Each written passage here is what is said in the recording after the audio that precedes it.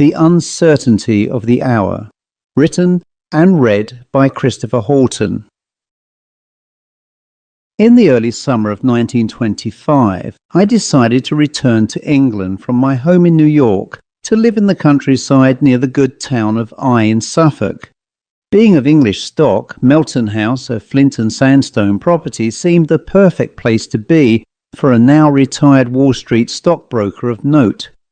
The property, furnished by a local estate agency, offered the convenience of security, surrounded by a water-filled moat featuring a working drawbridge.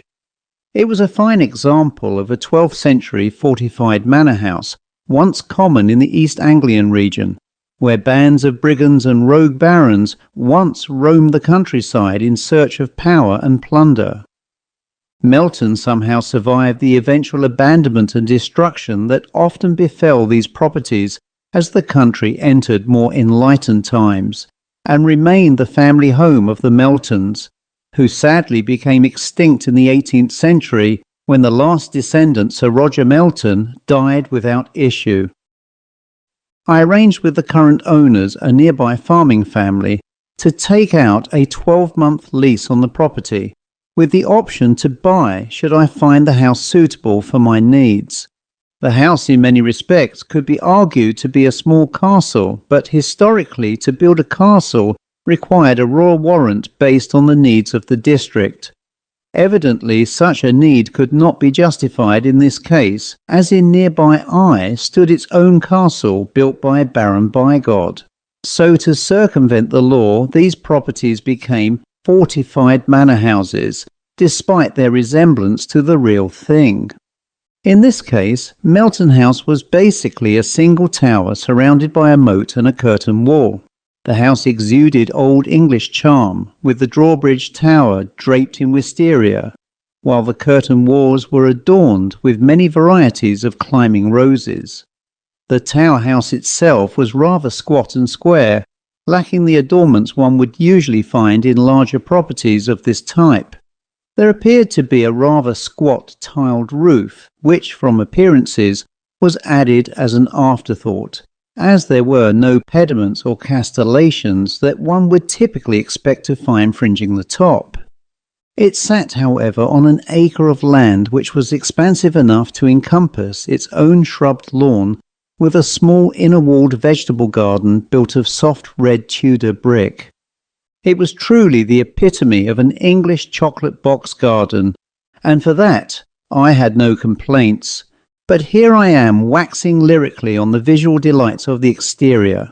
Still, the interior was more reminiscent of an English country home, with its own hallway leading on the ground floor to a library and drawing room, and a beautifully preserved refectory converted into a dining room, which was replete with its own minstrel's gallery on the first floor. The kitchen stood at the back with winding staircases in all corners leading to the upper floors, which consisted of 5 bedrooms and a nursery. The staff consisted of Mr. and Mrs. Worksworth, who acted as butler and cook respectively, with their daughter Maisie employed as a maid. The last member was a rather odd chap named Briggs, who acted as gardener. A separate later building stood within the courtyard, which was used as the servants' quarters. Although the Meltons died out over 200 years ago, the property has been continuously occupied since then by many owners. Having had my belongings brought to the house by Pickfords, I was amazed at the ingenious methods employed to transport my collection of antique American Federal-era furniture into the house. Windows were removed temporarily to lift heavier items by block and tackle, and men struggled to carry my luggage up the winding stone staircases. But in 2 days all was completed, and I was finally settled in. Mrs. Worksworth, or Molly as she preferred to be called, was, for a middle-aged country lady, an excellent cook, and although nothing fancy, the food was solid, filling and good. A large lady with round rosy cheeks, she always appeared to have a happy and jolly disposition, unlike her husband Jacob, who preferred to be addressed as Worksworth, and was a tall, skinny fellow with moribund features, grey thinning hair, and a doleful, sad face. Of a similar age to his wife, he always appeared to have a cloud above his head, although he was always respectful and diligent in his duties. The daughter Maisie was relatively innocuous compared to her parents, in her early 20s with a slim build and an attractive face. However, she did her work well, cleaning and maintaining the house with her father, and was always polite. Still, I had some issues with her curtsying to me at every opportunity. But within a few days, I was able to discourage that level of humility by reminding her I wasn't an ennobled gentleman. And so here was the status quo at my castle as I spent some days rambling around the estate, which came with a few acres of land and consisted mainly of woodland, with a weaving trail through it from the main road to where I would park my car by the drawbridge entrance. However, on a hitherto unexplored section of woodland, I came across a man-made subterranean structure built of hard brick, a few yards from the actual moat itself. I stepped inside down moss-covered steps into a dark void, which sharply echoed my footsteps. Fortunately, I had a box of matches for my pipe, and I struck each one as I stepped further into what appeared to be a deep chamber which went way below. Realizing I was soon to be out of light, I carefully retraced my steps back into daylight. The surface appeared to be a large dome-shaped mound, covered by shrubs and the detritus of nature, created by the fallen leaves of oaks, hazels, ash, silver birch, horse chestnuts, and beech trees that populated the wood. In many ways, it resembled a bunker from my service as an army major during World War I. Returning to the castle, I bumped into the fellow Briggs, who was busy scything the grass. A man in his late 30s, he had a sallow complexion and a somewhat surly demeanour. Dressed in a worn hacking jacket and breeches, he turned his back away as he worked, in an effort I felt to distance himself from my presence. "I say, old chap," as I raised my voice to catch his attention, "can I ask you for some advice if you are not too busy?" He stopped with his back still turned and shrugged his shoulders as he swung around to face me with a dismissive air about his unshaven face. "What do's you want, sir?" "Just been in the woods and found a strange building below ground." His face pondered scornfully for a moment before his face lit up with a smile. "Oh, I see, sir. That'll be the ice house." The smile that briefly lit a cheerless exterior quickly vaporized, and he explained that many years ago ice was taken from the moat and stored in the ice house for use during the warmer months. He further added that it was put out of use in the 18th century, but no reason was given. This was all jolly well strange, as fridges wouldn't have been available until recently, and ice houses were invaluable for keeping food fresher for longer and cooling drinks on hot days. I introduced myself properly to him as Jonathan Scurrat, and that I may well be living at Melton permanently. Other than giving his name, which I already knew, he doffed a tweed cap he was wearing and, without explanation, continued with his work. I decided that come the winter, I would, as an experiment, use the ice house for storing ice. I had no real or practical use to do so, as the castle had its own refrigerator, but the prospect fascinated me. I spoke later to the Worksworth family about the old ice house, but none could shed any light on it. As for them, modern refrigeration was already in place when they took over the running of the house some years previously. However, the sheer size of the structure prompted me to hire a party of willing labourers from a neighbouring village, who were prepared to work both inside and out, preparing it and clearing out any garbage that had accumulated since its last use. A week later, with well-equipped workers carrying lamps, spades and buckets, they entered the ice house down the steps to the edge of the precipice. One man named Abbott volunteered to climb down into the depths with a knotted rope and a lamp to verify what work was needed below. The shaft was at least 20 feet deep, and Abbott reported that an iron ladder previously existed, running the entire length to the bottom. However, it appeared to have been cut many years ago from its coupling brackets to the brick wall, Nobody present had any idea why this was done, as it certainly impeded progress. To overcome that problem, a local blacksmith was tasked with making a new one, while work was temporarily suspended for a week. Abbott, in conclusion, had reported a great deal of rubble lay at the bottom, which was layered with dirt, and it seemed to him that it was deliberately filled that way, but for whatever reason, nobody knew or could suggest why this was so. Eventually, and at cost to myself, the new ladder brought in sections to the site was reassembled in situ with a builder cementing new brackets in place to secure it. Having achieved that, another few days were spared to allow the cement work to dry. By now we were heading into late July, and I was admittedly very excited to venture back into the shaft. Working alone one evening, I attended the site and with lamps to guide me, clambered down the ladder to see what lay ahead for my team of labourers. As I mentioned, the shaft to the base was approximately 20 feet long, but its circumference was 15 feet, and it was perfectly round and generally in good order. The base was indeed filled with rubble as described by Abbott, and I knew my team had quite a task in removing this waste by ropes attached to buckets. However, what Abbott didn't observe was the feeling and sensation that I had, which was that someone was watching me. The atmosphere was heavy and palpably intense, not easily a man shaken by what one could describe as the supernatural. I actually, on this instance, felt unusually nervous, and was more than happy to return to the surface, which I did shortly afterwards. The following day I had the workmen return to the shaft, and slowly but steadily they started to remove the rubble and dirt, which brought two major surprises. Firstly, as workmen above were temporarily dumping the spoil from the shaft on a pile, one of the men, an old fellow named Jenkins, screamed, "Oh my God!" and collapsed, having passed out. Within the debris was the skull of a small child.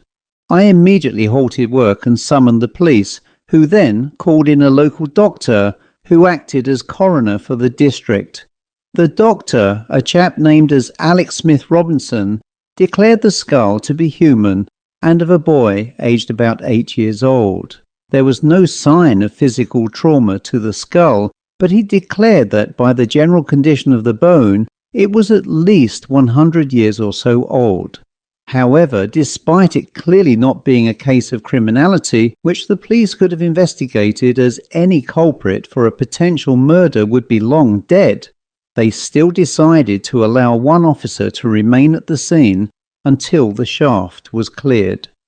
This officer, a local chap named PC John Bright, assisted the workers by meticulously examining the spoil as it was tipped, whilst colleagues inquired through old records to see if they could find any reports of missing children, which proved fruitless. Eventually the shaft was cleared, and such was the depth of the filled rubble that another 10 feet of ladder had to be made, assembled and fixed to the brickwork. As there were no other bones found in the waste, the boy's skull was later released by the police to be later interred in the churchyard by the Reverend Briggs, in a grave marked as unknown. I was puzzled by the disclosure of that poor child's skull. How and why it came to be may be linked to the closure of the ice house, but that was idle speculation on my part, and I needed to carry out my own investigations. Accordingly, I commissioned a respected company of private investigators based in London to investigate the past ownership of Melton House, dating back to the 17th century, and to conduct inquiries with local newspaper archives to search for reports of missing children in the district, as far back as their records allowed. Of course, such inquiries required a meticulous amount of research, which I was more than happy to finance. Until I had got to the bottom of this, any such notion as to reopening the ice house was temporarily shelved. It wasn't until February of the following year that the results of these inquiries were furnished to me. The ice house was built in 1725. Sir Roger Melton had used it for 20 years before he died in 1765, having taken over the estate from his estranged uncle, Sir Lyndon Melton, in 1745. Melton's name was coincidentally linked to two other news reports from 1747 and 1750, in which these skeletons of children, with their bones freshly picked clean, were discovered on his then much larger estate, which encompassed 10,000 acres. By all accounts, Sir Roger was the local magistrate and tasked himself with investigating each discovery. However, he was unable to name or identify any suspects, and both matters were subsequently closed. But other than this, there was nothing further to add. The castle's library proved to be much more fruitful, as I discovered Sir Roger had an interest in alchemy and mysticism.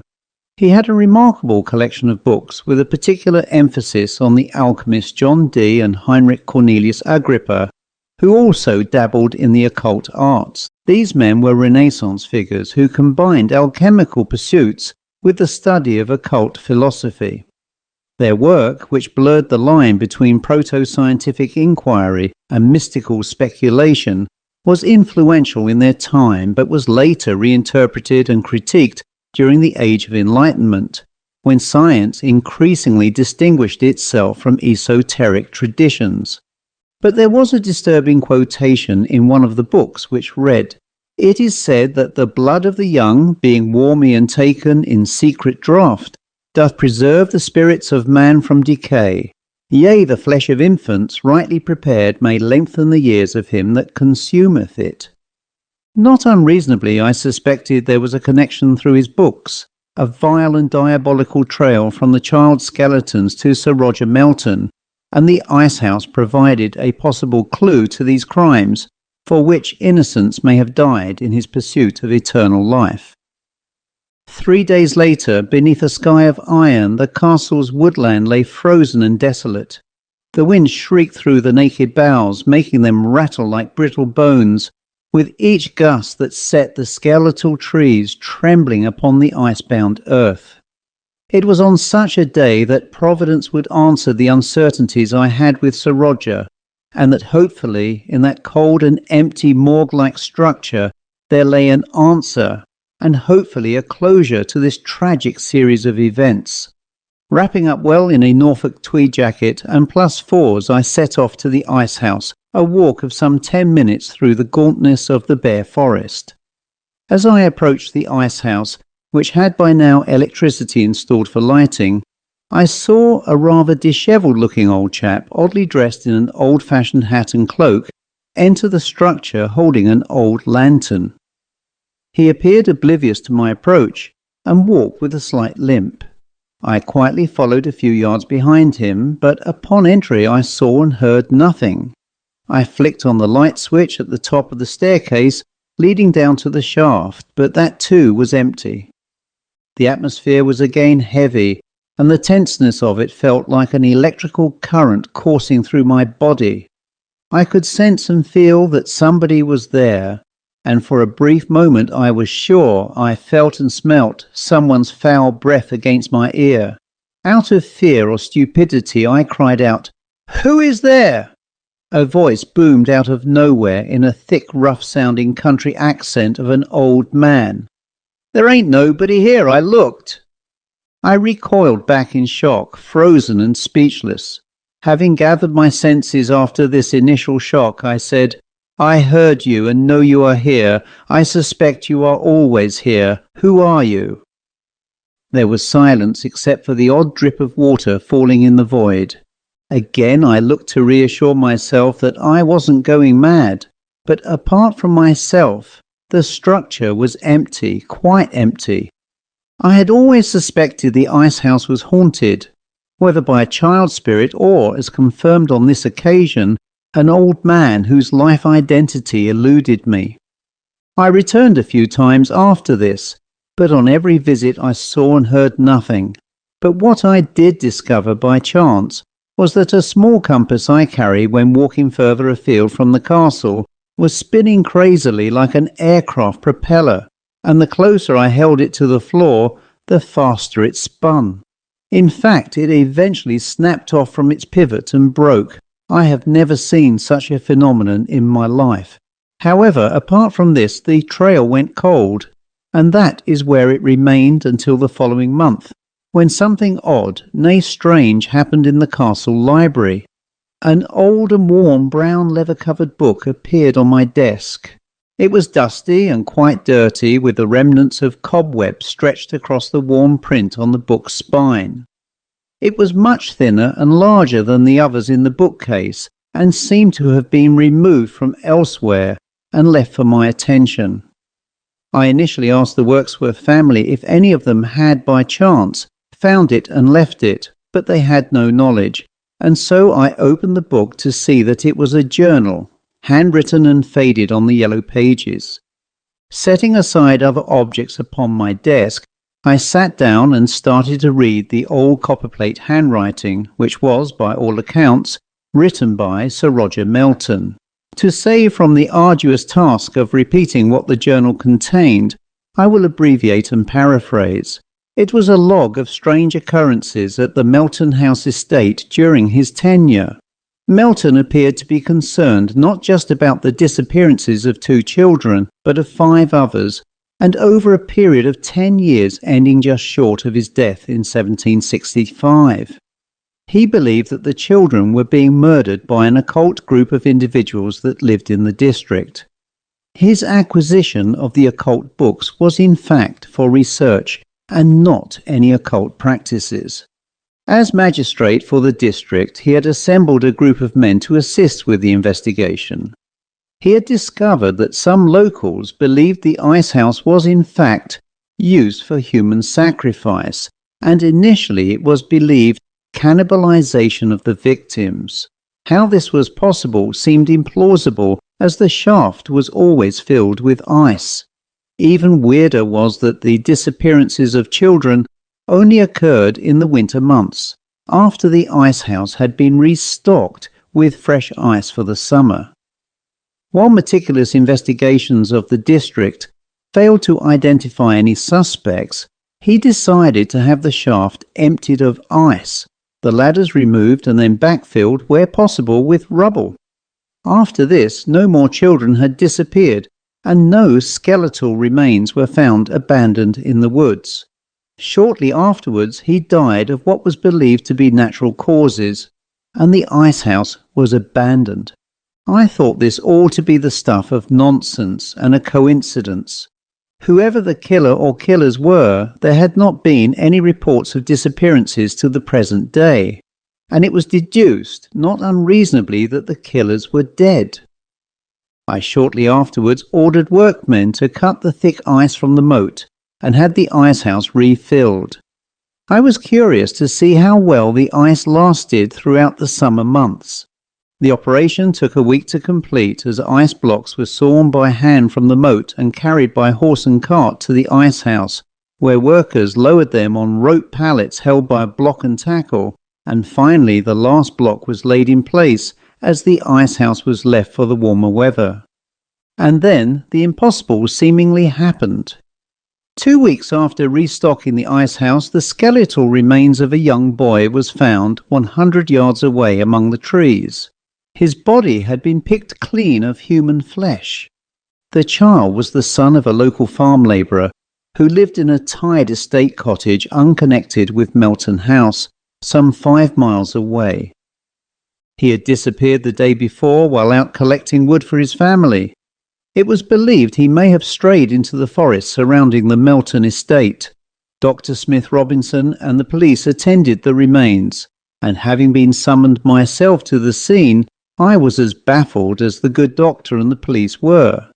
There was no sign of violence to the skeleton, and the surrounding scrub was undisturbed. It looked as though his entire flesh had simply melted away, as his clothes were still on the skeleton and completely undamaged. The doctor, a slim young fair-headed man wearing a 2-piece tweed suit and a sporty-looking trilby hat, looked at me and said, "It reminds me of the skull that was found in the ice house, although a lot fresher. Absolutely no signs of any trauma whatsoever." He paused briefly to reach down and touch the clothing. "And nobody has interfered with his clothing either. yet all of his body flesh has gone, and indicating towards the woodland floor, not a drop of his blood too. He removed his hat and scratched his head. I am completely and utterly baffled. A local undertaker from the nearby town of Eye removed the remains, and at my invitation, after the police had left, the doctor joined me for a glass of whisky back at Melton House. There I shared with him all that I knew, and allowed him an opportunity to read Melton's journal while Mrs. Worksworth prepared some ham and cheese sandwiches. The doctor sat quietly and studiously reading the journal as he ate, and after some minutes he closed the cover and handed it back to me as I sat opposite him at the reading table. Well, he said, this really all seems far too incredible, but I have seen identical remains today, and of a young child, and I have to conclude by agreeing with you in this instance that there are forces at play that neither of us has any knowledge of. And how to deal with, I added. Indeed, said the doctor, one can hardly tie a child to a stake as a sacrificial goat to draw whatever it is out, and so it is my duty to warn all the families in the district to keep their children at home. I will use the pretext of a medical emergency to get the community to comply. And why does it seem just boys? I added with thoughtful concern, as the doctor rolled the brown liquid of his whisky glass, whilst in deep contemplative thought. He mumbled, "Oh, if only we knew." We agreed it was pointless to take whatever evidence we had to the police, as we would be laughed out of the door, or worse, jailed for wasting police time. We both agreed, though, that for whatever reason the icehouse remained key to this, and so we decided to visit the structure the following afternoon, as all reported deaths occurred during late afternoon periods.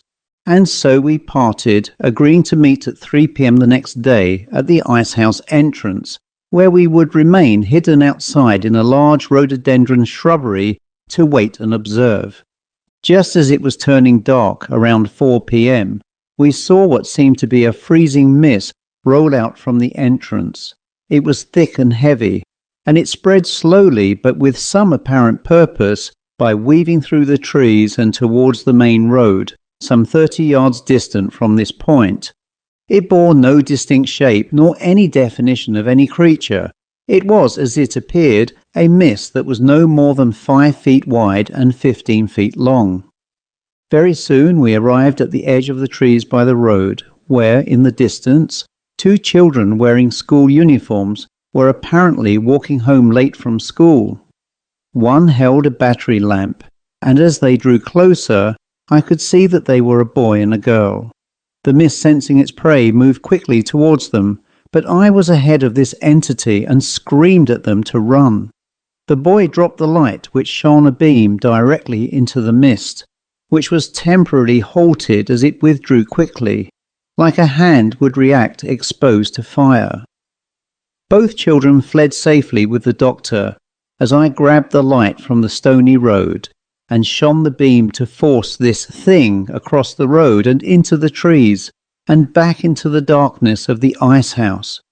The entity was now crystalline in the ice blocks, and its iridescence bore some resemblance to human form in shape. I then flicked on the light that lit the deep shaft, and it quickly swept down to the base of the structure, where, so far as I could see, it disappeared. I left the lights on, knowing that whatever it was now trapped, but I also realized this was only a temporary solution, especially since we suffered frequent power cuts, and the risk of another power cut, and the escape of whatever it was too great. Rejoined by the doctor, who had earlier ensured the children returned home safely, we sat in the library reviewing all of Sir Roger's esoteric books.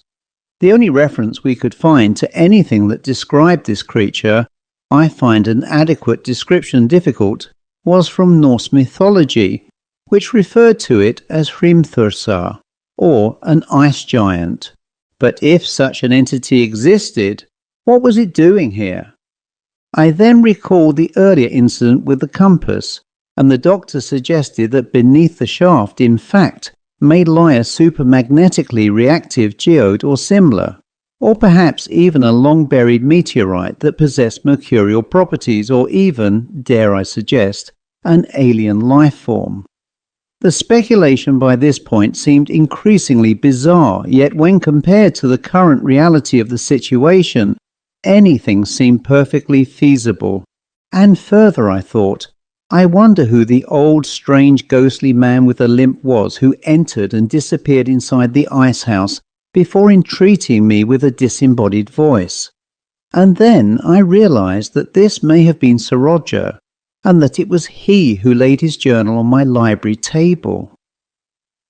My solution to all these problems was a simple remedy, and that was to seal the ice house completely and forever by backfilling the shaft with dirt and rubble. The appearance of the skull, however, may have been symbolic and needed to curtail whatever this thing was, and so we both agreed to return the child's skull from its interment in the churchyard back to the icehouse shaft.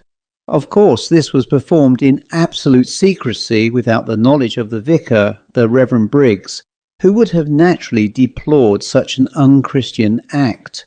But if we were to save the lives of other children, then this was a necessity.